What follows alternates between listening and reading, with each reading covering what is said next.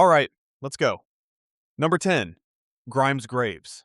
In 1868, a clergyman named William Greenwell put a shaft down into one of the hollows that pit a stretch of heath near Thetford in Norfolk. There are 433 of those hollows. Local tradition had them down as Danish camps. Greenwell went through 12 meters of chalk, found galleries opening off the bottom, and brought up red deer antler. It was the first site in Britain that anybody recognized as a Neolithic flint mine. It is the scale that blows apart the usual picture of the Stone Age. The mined ground covers about 37 hectares. The deepest shafts drop 13 or 14 meters and open at the surface as craters 12 meters across. Clearing one of the large ones meant moving more than 2,000 tons of chalk. English Heritage puts that at roughly 20 people working 5 months. That is one shaft. There are 432 others. Everything down there was cut with red deer antler, and the picks were used until they snapped.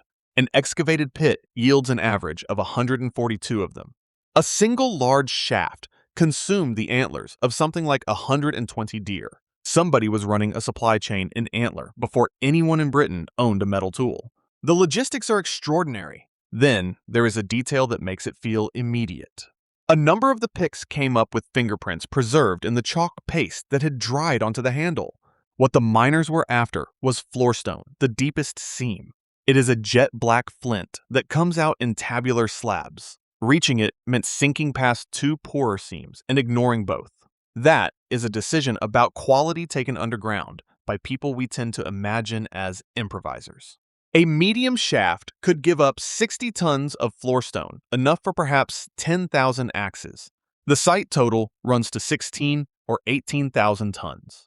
To reach that seam, they drove galleries sideways from the shaft base following the flint. The working height is the part nobody mentions. A person down there is on their knees or flat on their side cutting rock with an antler pick. 13 meters of hill are overhead. But here is where the chronology starts to misbehave. In 2018, Francis Healy, Peter Marshall, Alex Bayliss, and colleagues published a Bayesian model of the site's radiocarbon dates in the Proceedings of the Prehistoric Society. The deep galleried shafts, the ambitious ones, were sunk from around the 3rd quarter of the 27th century BC and had stopped by about 2400 BC. The simpler pits on the western side ran on perhaps 300 years longer. Then the mining stops. For roughly 5 centuries, nothing happens at all. When it starts again in the middle of the 2nd millennium BC, the miners are using bone tools of the kind Bronze Age copper miners used. That last phase may have lasted a few decades. So the industry died and was reinvented and died again. What did not stop was folks coming back to the holes. In 1971, an excavation opened the upper fill of one shaft and found 2 Iron Age burials in it between about 390 and 150 BC. A young woman with a decorated chalk plaque laid against her hip. A man wearing a necklace of iron beads. Fires had been lit at both, and objects had been set down beside the bodies. 2,000 years after the last flint came out, the shaft was still the place you put a person. The public shaft goes down 9 meters on a ladder into a chamber where the galleries are still open and still too low to kneel in.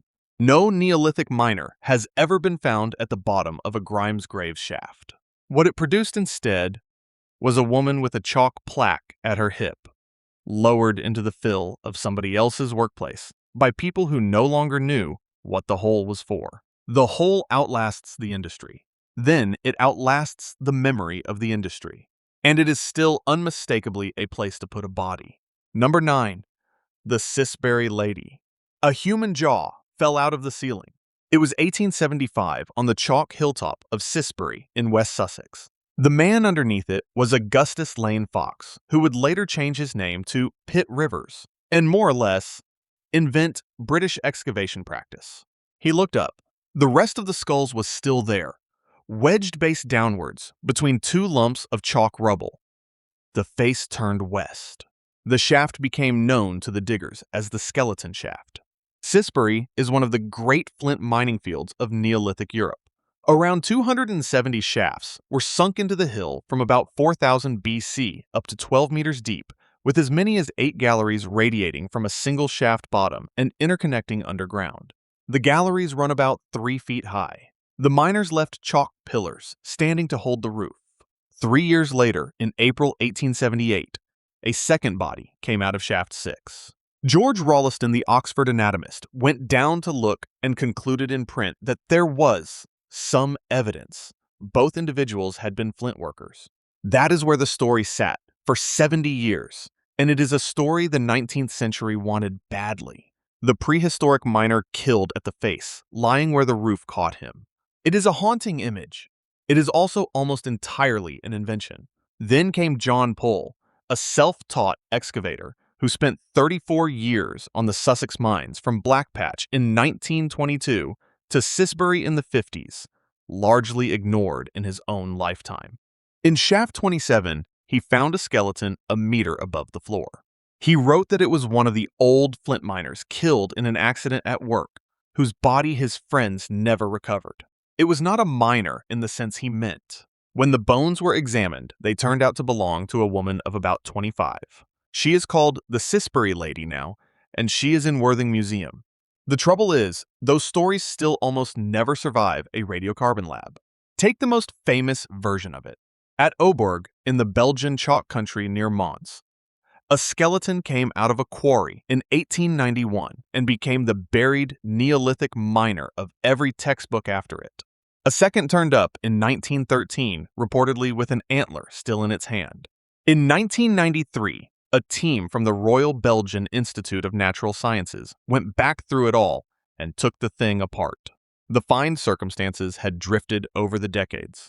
It was not certain the skull and the body belonged to one person. Some of the bones had been glued, broken, and dressed up. And the radiocarbon came back at 770 to 400 BC, which is the Iron Age, thousands of years after the last flint was cut there. The Belgian specialists who run those mines now refer to it in print as the fake Neolithic miner of Oborg. The same thing happened in the Netherlands. A skull recovered from the Reichholt flint mines in 1965 was assumed to be 5,000 years old until somebody dated it in 2004. The man had died between about 1646 and 1803, or possibly later than 1937. That is the disturbing pattern underneath 150 years of popular archaeology. The dead miner is the story we go looking for, and the bones keep turning out to be somebody else. What makes the Cissbury woman different is that somebody finally dated her too.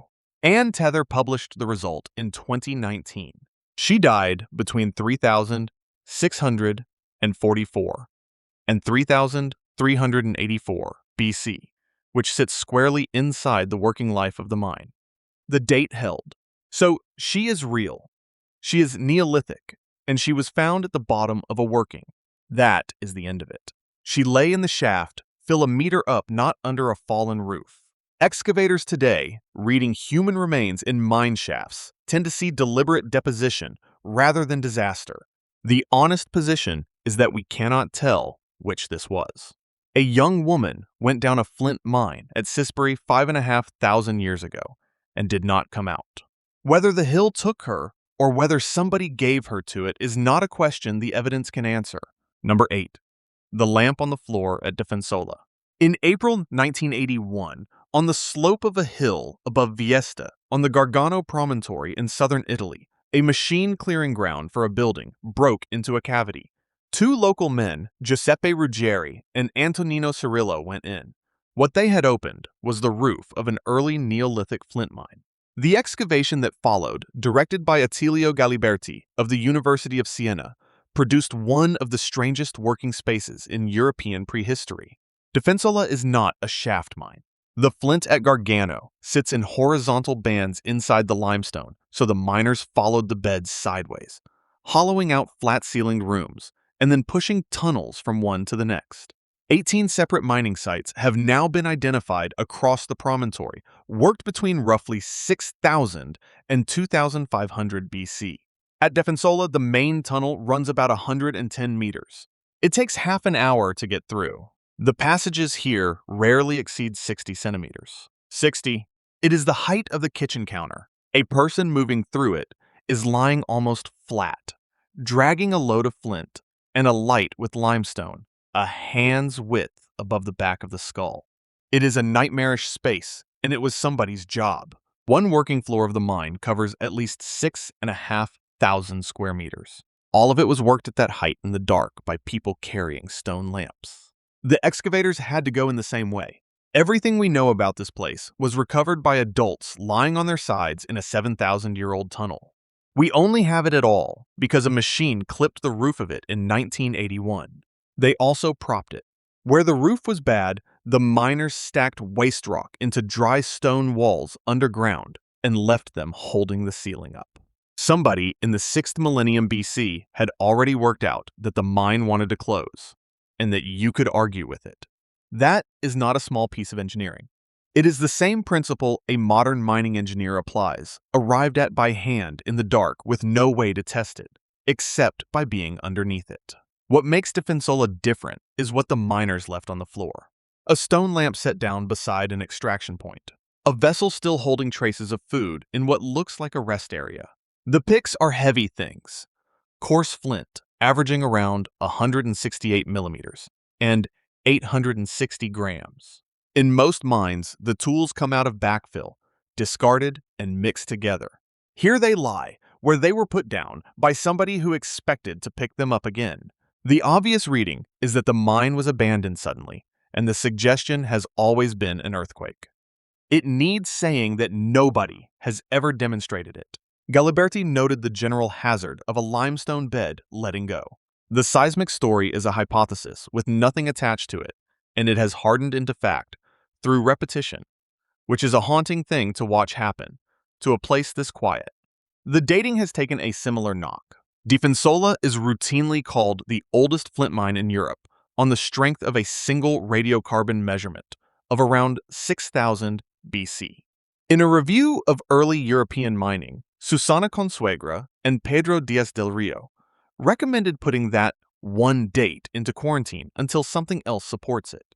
The other 16 dates from the same mine run from about 5,870 to 4,600 BC, and the deep phase in somewhere around 5,470 to 5,310 BC.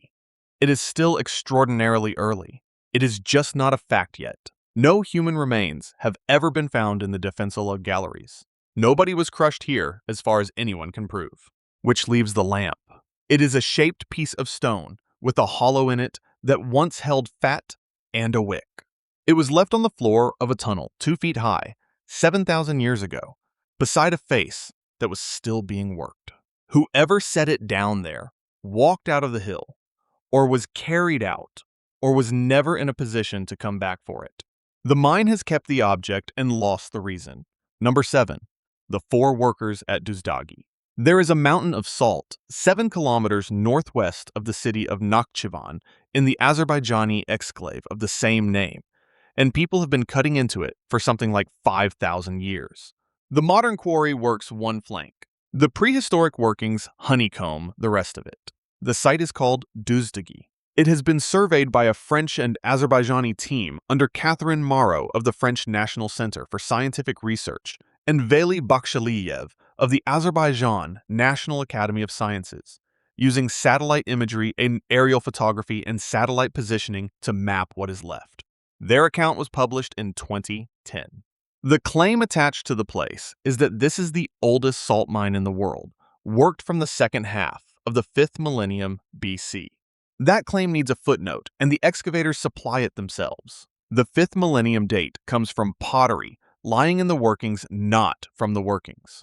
The oldest radiocarbon measurements from Duzdagi are Kura Araxes between about 2,910 and 2,630 BC. There is a gap of 1,500 years between the headline and the physics. Honest reporting keeps both numbers visible. It is worth saying why anyone would go into a mountain for salt at all. Salt is not a seasoning in the prehistoric economy. It is the only method our species had of keeping meat, fish, and dairy through a winter. That makes the difference between a herd and a famine. It also travels. Duzdagi sits on the route that later carried silk, and its salt moved with everything else along it. Rock salt is a strategic commodity, and strategic commodities get people sent underground. What the survey established is three separate industries inside the same mountain.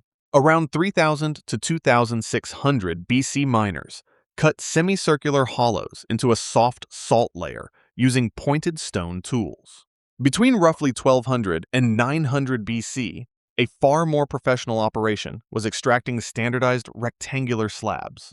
In the last phase between about 400 BC and the turn of the era, they were cutting small blocks out of a harder layer and holding the roof up with timber posts and beams.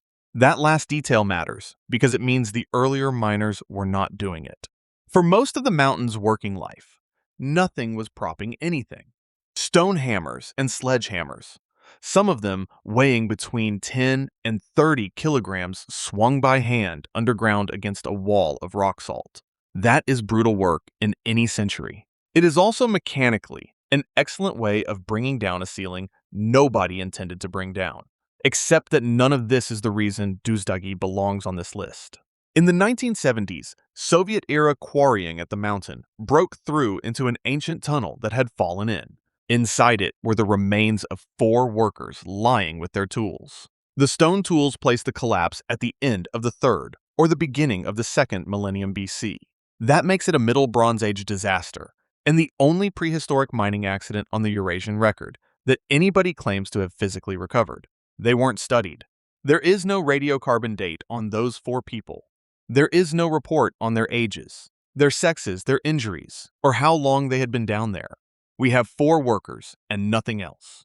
The find reaches us in a single sentence in a Turkish archaeological journal in 2010 reported at second hand by the modern excavators. They do not name the Soviet geologist who found them. They cite no publication.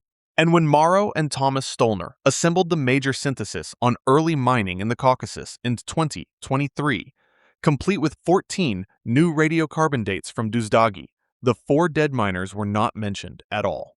They have simply fallen out of the literature. It is a haunting sort of second death, and we did it not the mountain. So somewhere in Nakhchivan, there is, or once was, a box. 4 people were caught by a roof around 4,000 years ago, at work together. The mountain held them in salt until a Soviet drilling crew let the light in. In the half-century since, the disaster has been misplaced twice over. The mine swallowed them, then the record did. Number 6. Spiennes. Under the fields outside Mons in Belgium, there's about 100 hectares of ground riddled with holes. Somewhere between 10 and 20,000 extraction structures have been estimated across the site, with about 5,000 in a single 14-hectare block. It became a World Heritage Site in 2000. Of that 100 hectares, roughly 500 square meters have ever been excavated. Almost all of it is still down there unopened, waiting for methods we do not have yet. The shafts are the narrowest on this list. They start at about a meter across, sometimes less, and at Campa Cayo, they go down 15 or 16 meters before opening into a chamber. A person descending one is going down a chimney barely wider than their own shoulders. At the bottom, the galleries reach out about 7 meters in every direction. 40 radiocarbon dates put the mining across 2,000 years, from roughly 4,350 to 2,300 BC. On the same plateau, right beside the shafts, sits a 14-hectare enclosure ringed with concentric ditches. This was not a wilderness industry. People lived next to it.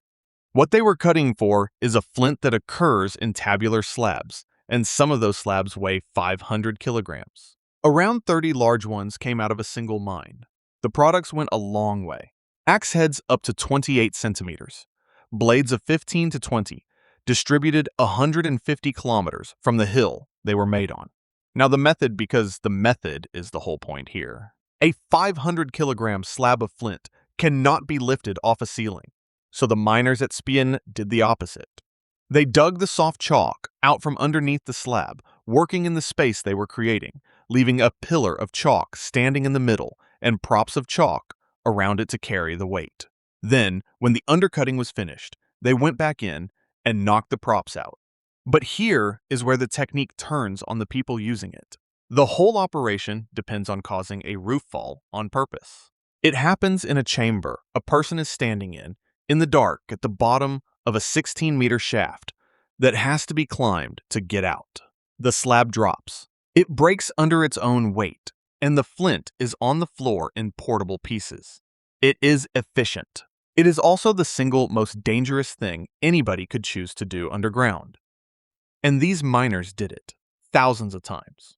They got good enough at it that each mine saw 2 to 4 tons of perfectly usable flint thrown away simply because the quality wasn't what they wanted. Which brings us to what is in the shafts. Since 1997, the systematic campaigns at Spiennes have recovered 3 Neolithic skeletons. 2 came out of shaft ST11. One of those was lying at about 40 degrees, with the head lower than the legs, several meters down inside the mining debris. The adult's pelvis suggests a woman. The third came out of shaft ST6. It is on display in the visitor center now and dated to between roughly 3,360 and 3030 BC. It is an adult woman and is used by the Belgians to make a point that still surprises audiences. Women went down these mines. In 2019, Michel Toussaint, Hélène Collet, Yvan Jardin, and their colleagues published the analysis. They gave it the only honest title available: Casualties or Burials. The paper does not answer its own question, and that is not a failure of nerve. A body lying head down in loose backfill is exactly what a fall produces. It is also exactly what happens when a corpse is tipped into a half-filled hole. A separate program dated 12 human bones from the site across a 1,000-year span, and about half of them come from the very top of the fill long after the shaft had stopped being anybody's workplace. So the flint mines of Spiennes hold a set of people whose deaths cannot be read at all.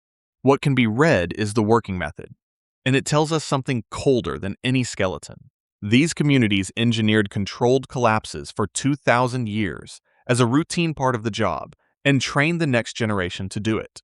The most frightening thing in that landscape is not a body in a shaft. It is the fact that dropping the roof was the plan. Number 5. The Copper Man. In 1899, in a small gallery about 2 meters inside a working called La Restauradora in the copper district at Chuquicamata in northern Chile, miners hit a body. He was young male and green. Copper salts had soaked through the tissue and preserved him, staining the skin the color of oxidized bronze. He was wearing a loincloth and wraps of fur and wool around the ankles, and nothing else. His hair was braided, which is why everybody assumed he was a woman, until an X-ray in 1923 settled it. The back of his skull was flattened deliberately in infancy. Around him lay his kit: a stone hammer with a wooden handle, a leather pack, woven baskets, and the narrow tools used to lever mineral out of a crack. The chemistry that saved him is worth a sentence of its own. Copper salts are biocidal. They kill the bacteria that would otherwise take a body apart, and they move into the tissue and hold it, which is why a man who died in a rockfall in the 6th century now looks like a bronze casting of himself. He had been extracting atacamite, a green copper ore in a low gallery, lit badly, or not at all. Then the roof came down. Radiocarbon, published by David Fuller in 2004, puts him at about AD 550. That is the whole event, and it is horrifying in its ordinariness. A man went to work, the rock let go, and the copper in the rock turned him into the best preserved prehistoric miner in the Americas. Except that the Copper Man did not stay in the ground. He was bought by 2 speculators named Torres and Tornero, and shown as a curiosity in Valparaiso and Santiago. In 1901, he went to the Pan American Exposition at Buffalo in New York State, advertised like a sideshow. The venture failed. Unable to pay to bring him home, the owners left him in the United States, and in 1905, J.P. Morgan bought the body and gave it to the American Museum of Natural History. Junius Bird eventually published the proper study of him and his tools there in 1979. He's been in New York ever since, shown off in a case about mining and smelting. Atacamino communities in Chile have been asking for him back since at least 1991. In 2008, the museum made his return conditional on guaranteed temperature and humidity control and sent a fiberglass replica instead. In 2011, the head of Chile's National Heritage Service met the museum's conservation staff in New York, and the obstacle offered was that he might fracture in transit. After an investigation published in 2023, the museum announced it would take all displayed human remains off view. It holds around 12,000 individuals, 414 of them from Peru and Chile. Our own century has not managed to give this one back. The truly disturbing part is what a scanner found in the second man, because there is another one. In the 1970s, a body was excavated from a pre-Hispanic turquoise mine at El Salvador further south in the Atacama and then left largely unexamined for half a century. Catalina Morales and Francisco Garrido of the National Museum of Natural History in Santiago put him through computed tomography and published the result in the International Journal of Osteoarchaeology. He was a man of 25 to 40. He is dated to between AD 894 and 1016. Scans showed unhealed breaks along the upper spine and ribs and in both collarbones and shoulder blades. There was also a fracture low in the spine and a break in the left lower leg. The ribcage had collapsed. Vertebrae were displaced. None of the skull, neck, or arms bore any injury. This wasn't the sort of damage a fall or a brawl would make. It is heavy, blunt force spread across a wide area of a body positioned head down. The head and arms were effectively shielded. As Garrido put it, a miner went in with little more than stone hammers to get turquoise out of the rock. In a rockfall, there was no protection at all. We have the mechanism now. A hospital scanner and 50 years in storage were what it took to read a death that lasted about 3 seconds. 2 men, 4 centuries, and several hundred kilometers apart, killed by the same event. One is in a museum in Santiago in the country he was born in. The other is in New York, 5,000 miles away, still the subject of an argument about who owns a dead miner. Number 4. The Salt Men of Chehrabad. In the winter of 1993, miners working a salt quarry at Cherabad in Zanjan province in northwestern Iran cut into something that was not salt. They found a man's head, the hair and beard still on it. The Duzdagi mine sits at about 1,350 meters. The ancient workings there were cut by the pillar and chamber method with metal tools straight into rock salt. Timbering appears not to have been used at all. Nothing propped it. The roof was held up by leaving salt behind and by nothing else. The pillar and chamber method asks one very specific question of a person. Cut a room. Leave a block of salt standing to carry the ceiling. Cut the next room. Leave another block. Every block left standing is salt nobody gets paid for. Every block taken out is roof that is no longer there. The entire trade runs on that calculation, and it was being made by men with hand tools and no way at all to measure the weight overhead. Rock salt is the most complete preservative in archaeology. It pulls the water out of tissue faster than bacteria can work. Then it lets nothing back in. Cherabad has produced leather wool, wood rope food, around 300 pieces of fabric, 3 iron knives, a silver needle, a sling, and half a pair of woolen trousers. Excavations in 2015 and 2017 recovered 30 samples of preserved human feces from 10 to 15 meters down. One of those samples carried DNA of a tapeworm species science only described in the 1990s. The mine has produced 8 men as well. What makes Cherabad different is that the mine kept everything including the mechanism. In 2021, a team led by Lena Orstrom of the Swiss Mummy Project at the University of Zurich, working with Abulfazl Ali Thomas Stolner and Frank Rulli, published the radiology and histology in the journal PLOS One. The first salt man has a fractured jaw, multiple fractures around the eye sockets, and dislocated neck vertebrae. The fifth has a severely compressed chest with ribs broken on both sides and is thought to have been struck by a falling block of salt while carrying a load out. The sixth has a skull broken in several places badly enough to disrupt the sutures. None of them shows any disease of the bone. These were working men in ordinary health, and every one of them died in seconds. What the salt gave us is the rarest thing in this whole subject: a cause of death. There is no illness in this assemblage, no violence, no ritual, and no mystery. There is only the roof. That is the nightmarish part. And then the dates did something nobody expected. The 3rd, 4th, and 5th saltmen come out at 410 to 350 BC. When Stollner and Ali modeled 26 radiocarbon dates from that phase, they found the Achaemenid mine had only been running a few decades before it killed them. The three cluster tightly enough at around 405 to 380 BC to be a single event. The 4th is the complete body, and he was 15 or 16 years old. The others are not from that disaster at all. The 1st, 2nd, 6th, and 8th saltmen date to between the 3rd and the 7th centuries AD into the Sasanian period. At least 2 of them died in a second collapse, in a mine reopened on the same rock. The count itself moved recently. For years, there were 6 saltmen until a reassessment in 2019 by Hamed Vadati Nasab and colleagues found that stray bones filed with one individual belonged to another, and that a 3rd collection held 2 people.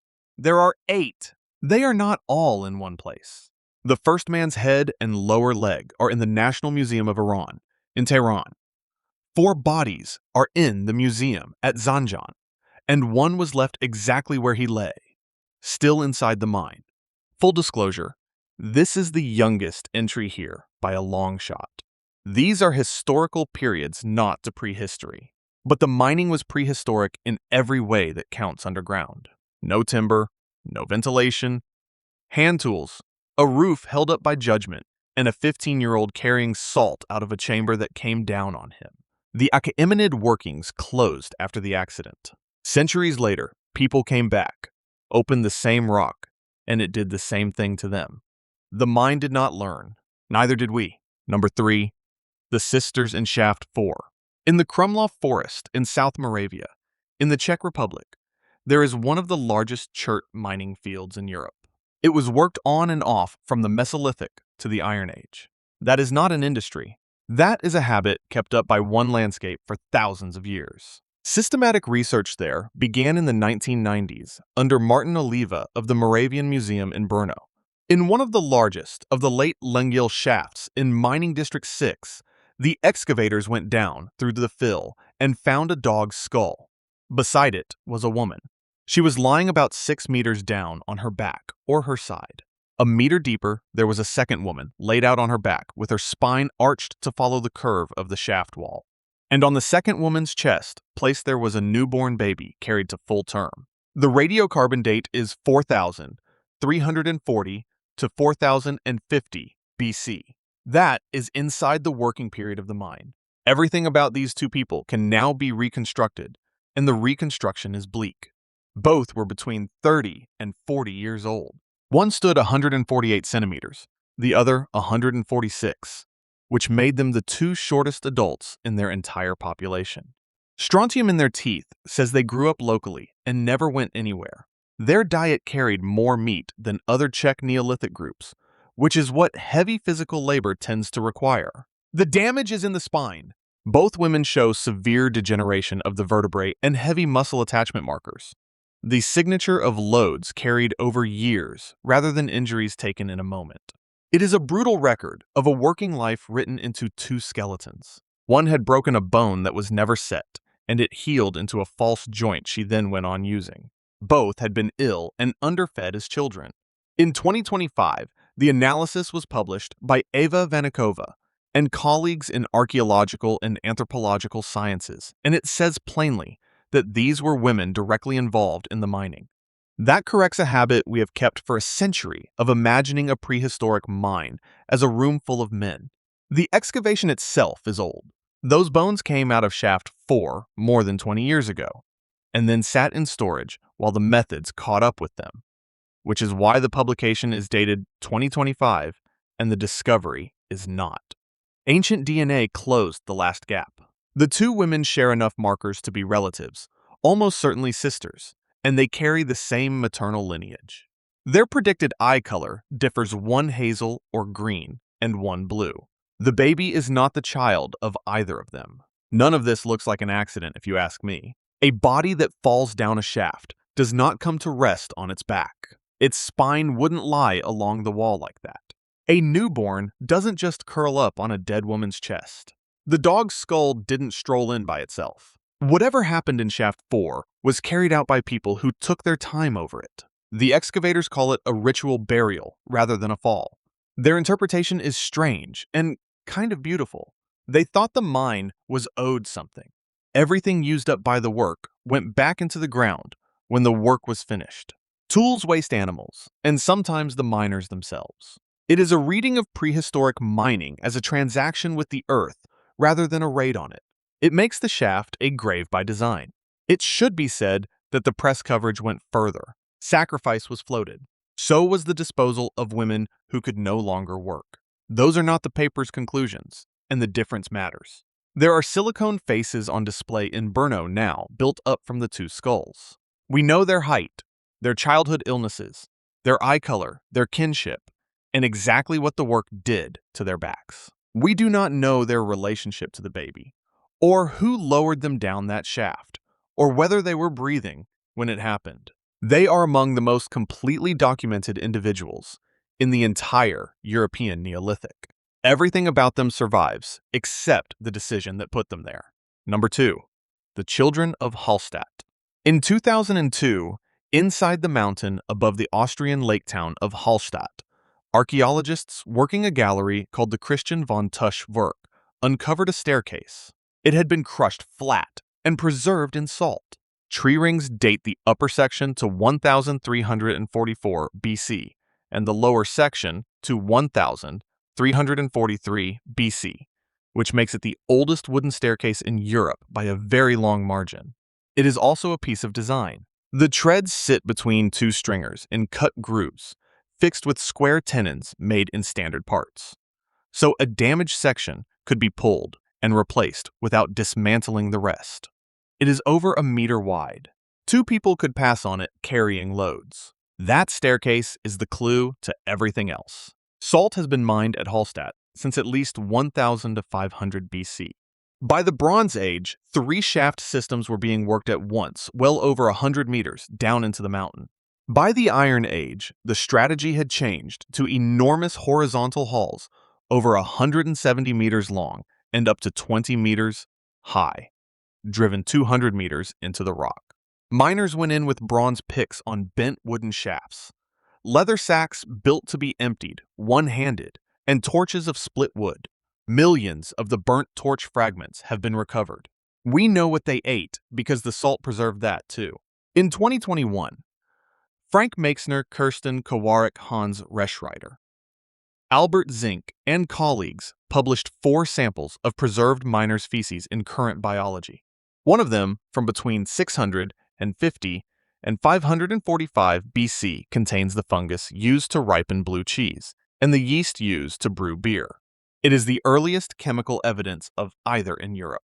The Bronze Age and Iron Age samples also contain roundworm and whipworm eggs. The truly unsettling part is where the damage sits. In 2019, Doris Pani Kuchera, Anton Kern, and Hans Reschreiter of the Natural History Museum in Vienna published an analysis of 40 children and adolescents from the Hallstatt Cemetery. Of the 14 whose vertebrae could be assessed, 12 showed arthritic change, and the change is concentrated in the top 4 vertebrae of the neck. 5 had lesions in the joint surfaces of the neck and upper back. 4 had healed fractures of the skull. Damage that, specific in the first 4 cervical vertebrae, is what a body develops when it carries weight on the head, or by a strap across the forehead. In children, the artifacts agree with the bones. A leather cap has come out of the mountain sized to a head circumference of about 41 centimeters, which fits an 11 or 12-year-old. Of the complete shoes recovered, more than half are children's sizes. The osteology puts these children into the labor process from around 7 or 8 years old. Nothing about the finding is ambiguous. This mine was wearing out the necks of its workforce before those workers reached the age we would send them to secondary school. The adults were being used up as well. An earlier study of 99 adult skeletons found the men marked in the striking muscles of the arm and shoulder from swinging picks, and the women marked in the elbow flexors from carrying. The division of labor is legible in the bone.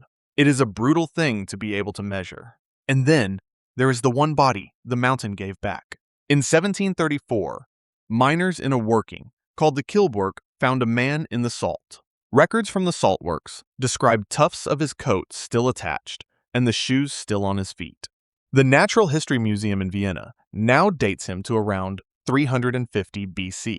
They read him as a victim of the catastrophe that ended Iron Age mining there, when repeated rockfalls buried the high valley under meters of debris. He was brought down to the town on the 2nd of April, 1734, and buried in the Hallstatt cemetery the following day after a blessing. Nobody wrote down where. That is the state of the evidence. The oldest preserved prehistoric miner in Europe came out intact in his clothing and went straight back into the ground because a Christian burial was the only decent thing anybody could think of to do with him. He is somewhere in a churchyard in Upper Austria, and nobody can point at the spot. Vienna has re-excavated near the historic find spot, hoping the mountain is holding another one. It has not produced a body yet. The mine had done the horrifying part twice already. It killed a man, kept him 2,000 years in perfect condition, handed him over, and then we lost him ourselves inside a single afternoon. Number 1. The drowned ochre mines of the Yucatán. 8 to 10 kilometers inland from the coast of Quintana Roo in Mexico, the limestone of the peninsula is riddled with flooded caves. Divers have been mapping them for decades. In 3 of those systems, the passages contain something that has no business being there. Piles of stacked stalagmite bases, pits dug into the cave floor, broken flowstone with tool scars along the fractures, charcoal and soot still on the ceilings. In July 2020, Brandy McDonald, James Chatters, Edward Reinhardt, Fred Devos, Sam Meacham, Dominique Risolo, and their colleagues published the analysis in Science Advances. The 3 sites called La Mina Camilo Mina and Monkey Dust are prehistoric ochre mines. They are around 12,000 years old. The numbers are what make it a mine rather than a visit. Along roughly 900 meters of tunnel at La Mina, the team recorded 352 separate disturbance features, pits and trenches cut into ochre beds, many of them more than half a meter deep. They logged 166 places where speleothems had been deliberately broken to make hammerstones. 14 charcoal samples give a working range from about 12,000 to 10,000 years ago. The ochre is worth the effort. It runs 60 to 80% iron oxide with a pigment grain under 1,000th of a millimeter against about 8% in the red soils on the surface. It is also arsenic-rich at concentrations approaching 4,000 parts per million. What these people crawled hundreds of meters into a cave system for was a better red than the ground outside could give them. That is the whole reason. Color.